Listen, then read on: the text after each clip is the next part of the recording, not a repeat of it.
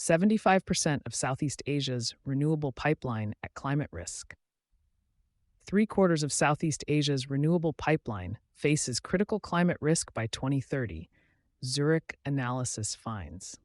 The region is building renewable capacity faster than it is stress testing what those assets will face, and a new report puts a dollar figure on the gap between what's at risk and what resilience investment would cost to address it. A June 2026 report from Zurich Resilience Solutions assessed 1,380 renewable energy generation sites across 10 Southeast Asian countries and found that 927 of them, representing approximately 181,000 megawatts of capacity, fall into the highest climate risk categories under a 2030 scenario.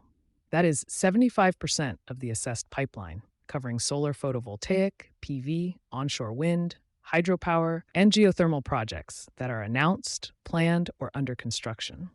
The report notes the analysis is based on Zurich's proprietary climate risk modeling and the firm's commercial risk engineering work, and should be read with that context in mind.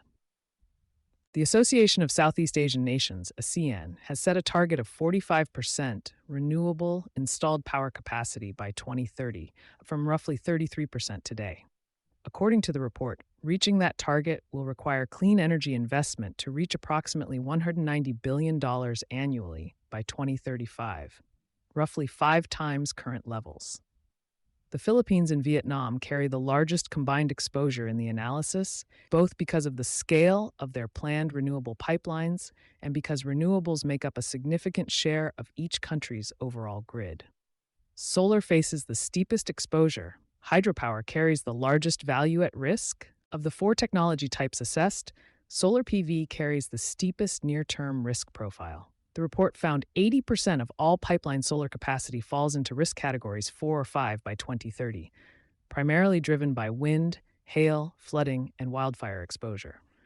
Wind power fares better, but not by much. 50% of planned wind capacity falls in the same high-risk categories, mainly from typhoon, flood, and coastal hazard exposure. Hydropower accounts for a smaller number of planned assets, but holds disproportionate financial exposure given the scale and capital intensity of civil infrastructure.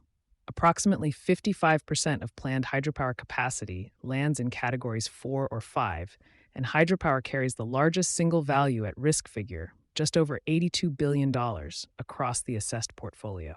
Geothermal shows the lowest concentration of critical risk assets, but remains vulnerable to localized flooding, slope instability, and disruption to distributed steam field infrastructure. The resilience investment case, $13 billion in $82 billion avoided. Zurich's analysis estimates total value at risk across the ASEAN portfolio at $165 billion in the absence of resilience measures, a figure the report frames as the estimated maximum loss under a severe scenario. The firm projects that an upfront investment of approximately $13 billion, roughly 2% of total asset value, could avoid more than $82 billion in losses, an indicated return of approximately 6.5x. Resilience measures typically add between 2% and 10% to capital expenditures when embedded at the design or construction stage. The report argues the timing is significant. Most of the assessed assets are still in planning or construction, meaning design choices that determine long-term climate exposure have not yet been locked in. The Asian Development Bank, ADB, estimated annual climate adaptation investment needs across Asia at $102 to $431 billion, against tracked adaptation finance in 2021 and 2022 of approximately $34 billion, a gap the Zurich report uses to frame how far below need current resilience spending sits. You've been listening to Sustainability Soundbites by Environment and Energy Leader. For partnership opportunities, please reach out to our team.